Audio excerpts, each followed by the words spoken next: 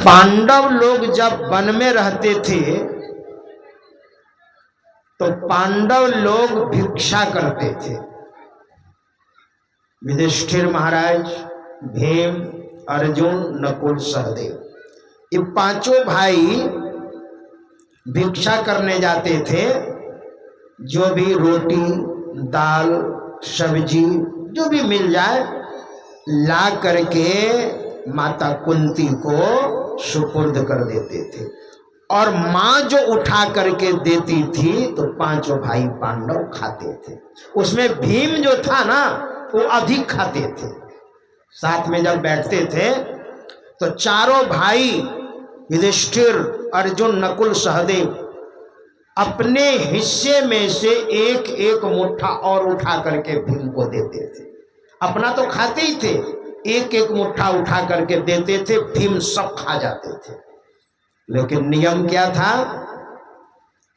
भिक्षा करके लाएंगे, अर्जुन भोले शंकर की पूजा करेंगे और तब भोजन होगा। भिक्षा करके ला करके मां को दे दिया और भोले बाबा की पूजा करने के बाद ही खाते थे। तो एक दिन भीम को बहुत भूख ज्यादा लग गई। तो भीम ने सोचा भिक्षा तो आ गई है और बड़ा बढ़िया भोजन आया है। अब अर्जुन जाएगा पूजा करने ग्राम में, मंदिर में, शिवालय में, और गांव आज दूर है, वहां जाएगा पूजा करने, वहां से आएगा तब तो भोजन मिलेगा। तो भीम ने सोचा ऐसा करते हैं, रास्ते में ही एक बढ़िया पत्थर गाड़ दिया, नकुल को ले जा करके साथ में, जिस होकर के गांव जाते थे। बढ़िया सा शिवलिंग की तरह पत्थर मिल गया, उसको गाड़ दिया जमीन में और 5-7 रो टीका लगा दिया। थोड़ा बेलपत्र दे दिया, थोड़ा अरवा चावल दे दिया, थोड़ा जल डाल दिया। भगवान शंकर का क्या परिचय, यही तो है शिवलिंग।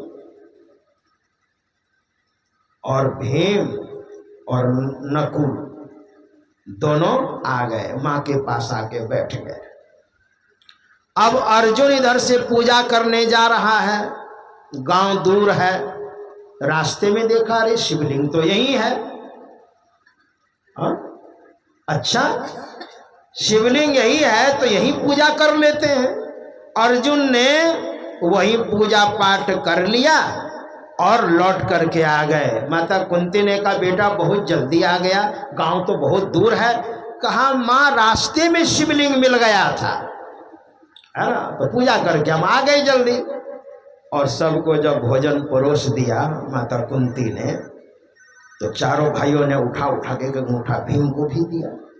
तो भीम नकुल के पैर को पकड़ करके हिलाते हैं कि आज अर्जुन को ठगा है ना, नहीं तो दूर जाता गांव में, वहां से पूजा करके आता, इधर तो शिवाला कहीं है नहीं, आज तो हमने अर्जुन को ठग लिया है।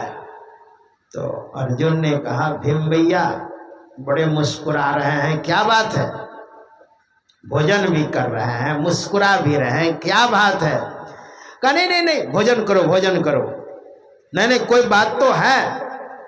तो नकुल ने कहा कि अर्जुन भैया आप जो पूजा करने गए थे ना, तो आपको आज भीम भैया ने ठग लिया है। कहा कैसे? कहा वो जो शिवलिंग आप देखे थे रास्ते में, जब कोई गांव नहीं, गांव तो दूर है, तो वहां शिवलिंग कहां से आएगा? जानते हैं भीम भैया ने आपको ठग लिया।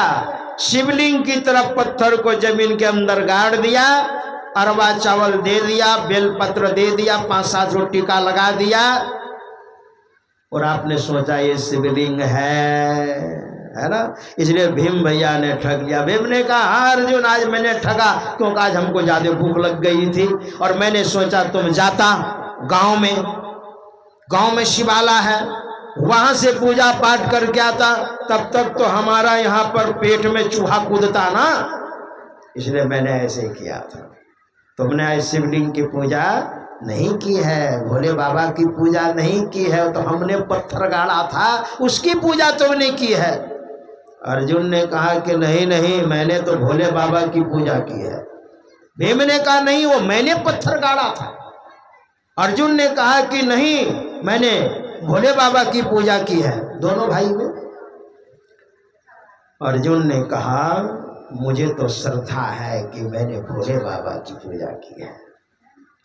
भीम से कहा भीम भैया आप पत्थर कह रहे हैं और मैं शिवलिंग कह रहा हूं, अगर पत्थर है तो क्या उसको उखाड़ लीजिएगा? का क्यों नहीं, मैंने गाड़ा उखाड़ दूंगा मैं। अर्जुन ने कहा नहीं उखाड़ पाएंगे, क्योंकि मैंने भोले बाबा की पूजा की है, मेरी श्रद्धा है, भोले बाबा उखाड़ नहीं पाइएगा। दोनों भाई गए, भीम ने बायां हाथ लगाया, दायां हाथ लगाया, पूरी ताकत लगाई, पूरा बल लगाया, लेकिन वो शिवलिंग नहीं उखाड़ पाए।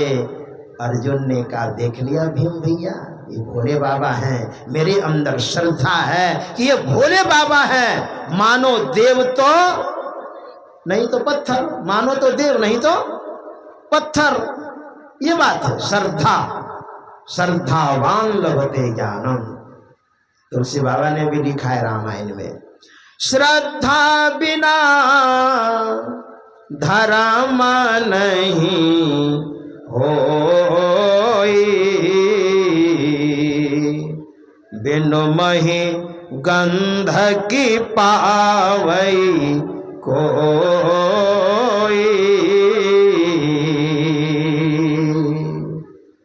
आप श्रद्धालु हैं अध्यात्म के प्रति, है ना? अध्यात्म के प्रति श्रद्धा है। अध्यात्म के बिना मनुष्य पंगु होता है ना? अध्यात्म के बिना मनुष्य लाचार होता है, दिव्यांग होता है, अपाहिज होता है, पंगु होता है। इसलिए राजनीति को आध्यात्मिकता की आवश्यकता है, लेकिन आध्यात्मिकता को राजनीति की आवश्यकता नहीं है, क्योंकि आध्यात्म नीति अपने आप में सबल है। राजनीति को आध्यात्मिकता चाहिए। हमारे गुरु महाराज कहते थे कि राजनीति को आध्यात्मिकता चाहिए, लेकिन आध्यात्मिकता को राजनीति की जरूरत नहीं है। आप श्रद्धालु नहीं हैं तो आप धार्मिक आदमी नहीं है, तुलसी बाबा ऐसा कहते हैं। मैं पंजाब में कथा कर रहा था, आपको बताता हूं। पंजाब में मैं कथा कर रहा था, तो जिस आश्रम में मैं रहता था तो वहां के भक्त लोग मुझे इंचार्ज बना देते थे। तो मैं राम कथा वहां कर रहा था, नवधा भक्ति पर। रामायण की जो नवधा भक्ति है, 15 दिनों तक मैंने कथा की नवधा भक्ति पर, केवल 15 दिनों तक, और फिर भी अभी चौपाइयां बाकी थी। तो एक उसी दरमियान में एक भक्त आश्रम आते थे, तो आश्रम में भोले बाबा का मंदिर भी था और कुछ मूर्तियां भी थी। तो वो डेली एक भक्त आता था, मूर्ति को प्रणाम करता था, शिवाला में जाकर के भगवान शंकर को प्रणाम करता था। मैं जिस पर प्रवचन करता था, जिस मंच पर, उस मंच को भी प्रणाम करता था, लेकिन मेरे कमरे में जाकर कभी मुझे प्रणाम नहीं करता। और जब कथा उन्होंने जब सुनी, तो एक दिन सुबह सुबह मैं मुंह धो रहा था, मुंह धोने के बाद फिर स्नान करता, ध्यान करता, तो वह भक्त राज आए और गमछी नीचे बिछाकर और साष्टांग प्रणाम मुझे किया। उनको मैं देखता था कि ये भक्त सुबह सुबह डेली आता है, थोड़ा थोड़ा अंधकार रहता था, उसी समय आता था, और साष्टांग दंडवत किया मुझे। तो मैंने कहा भगत जी, आश्रम यहाँ पहली बार आए हो कि इसके पहले भी? कहा महाराज मैं प्रत्येक दिन आता हूँ। तो मैंने कहा वो तो मैं देखता हूँ आपको डेली, कब डेली आते हैं। भोले बाबा के मंदिर में जाते हैं, प्रणाम करते हैं। यहाँ बहुत सारी मूर्तियां हैं, आप प्रणाम करते हैं। मैं जिस पर प्रवचन करता हूं बैठकर, उस मंच को आप प्रणाम करते हैं, लेकिन मुझे आपने प्रणाम नहीं कभी किया। आज पहली बार आप प्रणाम मुझे कर रहे हैं, क्यों? तो उसने कहा महाराज सही बात बताऊं? हमने कहा झूठ बिल्कुल मत बोलना, सही बोलो। उसने कहा महाराज जब मैं आपको देखता था ना, तो मन में यही होता था, अरे ऐसे महात्मा लोग रोटी खाने वाले महात्मा हैं, ऐसे आते जाते रहते हैं, कोई साधना उधना कुछ है नहीं, तो प्रणाम करने से क्या फायदा। लेकिन महाराज जब मैंने आपकी कथा सुनी ना, नवधा भक्ति पर आप बोल रहे हैं, बताइए तो, राम कथा 9 दिन होती है पूरी रामायण, और आप केवल नवधा भक्ति पर 15 दिनों तक आप कथा आपने की है। तो आपके प्रति मुझे श्रद्धा हो गई महाराज, इसलिए मैंने आपको प्रणाम किया। हमने कहा ओ, रामायण में तुलसी बाबा ने लिख दिया है, जाने बिनु न होई परतीति, बिनु परतीति होय नहीं प्रीति, प्रीत बिना नहीं भगति दृढ़ाई, जिमि खगेश जल के चिकनाई। जाने बिनु न होई प्रतीति,